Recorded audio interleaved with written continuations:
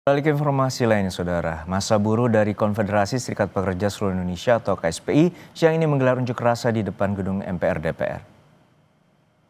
Massa mulai berkumpul sejak pukul 10 tadi. Menurut rencana akan ada 3 tuntutan massa buruh yang menggelar aksi di depan gedung DPR hari ini, yakni menegakkan supremasi sipil, menolak kebijakan upah murah, dan meminta sahkan revisi Undang-Undang Ketenagakerjaan.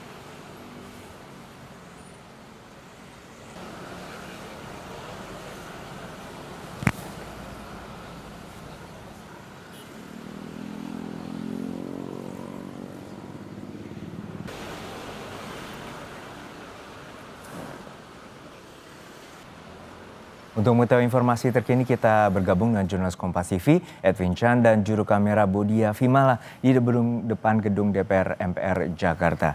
Edwin, untuk saat ini berapa banyak serikat buruh yang terlibat dalam aksi kali ini dan apa saja tuntutan utama terkait dengan kebijakan upah murah buruh? Selamat siang Radio dan juga saudara, terkait dengan apa yang dituntut oleh para buruh pada hari ini, yakni di tanggal 22 September 2025 ini melanjutkan dari unjuk rasa yang ada di 28 Agustus 2025. Beberapa di antaranya memang secara umum menagih apa yang dituntut pada 28 Agustus sebelumnya. Nah, dirumuskan ke dalam 3 poin, yakni yang pertama adalah terkait dengan mendesak pemerintah untuk menegakkan supremasi sipil. Lalu yang kedua, membentuk rancangan undang-undang RUU Ketenagakerjaan, dan yang terakhir adalah terkait dengan HOSTUM, atau dari yang singkatan yang dibuat meminjam istilah yang digunakan oleh para buruh, yakni hapus outsourcing system dan tolak upah murah HOSTUM. Nah, dari ketiga tuntutan ini memang disuarakan sejak pagi tadi pukul 8 lewat.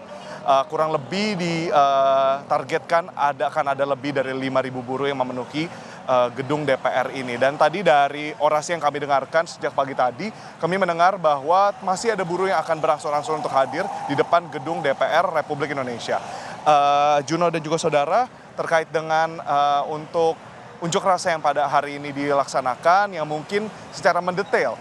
Yang pertama terkait dengan supremasi sipil di sini adalah sorotan bagaimana dari serikat buruh ini melihat bahwa hari ini untuk gedung DPR sendiri dijaga oleh gabungan dari TNI dan juga kepolisian. Nah, yang disorot adalah bagaimana keterlibatan dari TNI dalam penjagaan. Diharapkan lewat supremasi sipil yang memang dituntut pada hari ini, pemerintah dapat melihat urgensi dari TNI yang menjaga gedung di depan sini. Dan kedua, pastinya memang menyuarakan bahwa memang biasanya kalau kepolisian menjaga gedung DPR itu sebuah hal yang lazim, tapi TNI ini perlu dipertimbangkan kembali. Dan yang kedua, berlanjut soal bagaimana mereka menyuarakan harus disahkan dan dirancang RUU Ketenagakerjaan. Yang menjadi sorotan adalah di sini bagaimana disparitas di antara upah yang diterima oleh setiap buruh di antara kabupaten dan juga kota itu berbeda-beda. Memang menyesuaikan dengan UMP atau UMR di daerah masing-masing, namun disparitas ini perlu dikaji ulang di dalam RUU Ketenagakerjaan yang diminta untuk disahkan, segera dirancang. Lalu yang ketiga, yang terakhir terkait dengan HOSTUM, yakni hapus outsourcing system dan juga